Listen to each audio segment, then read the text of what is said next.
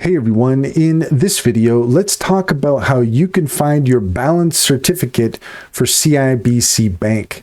In order to do so, here we are at CIBC.com, and in order to find the answer to our question, let's go ahead and check in with Cider AI.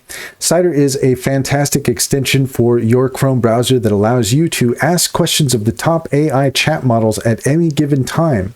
According to Cider, to get a balance certificate from CIBC Bank, you typically have a few options. First off, you can go to your local CIBC branch with valid ID, request a balance certificate or bank statement including your account balance, or you can log into CIBC online banking, navigate to your account details or statements section, download or print your recent bank statement, which can serve as a balance certificate.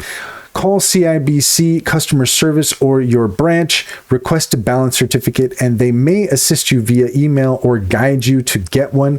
You can also use the CIBC mobile banking app to view and download statements or balance certificate. Note that some certificates may require formal requests or fees.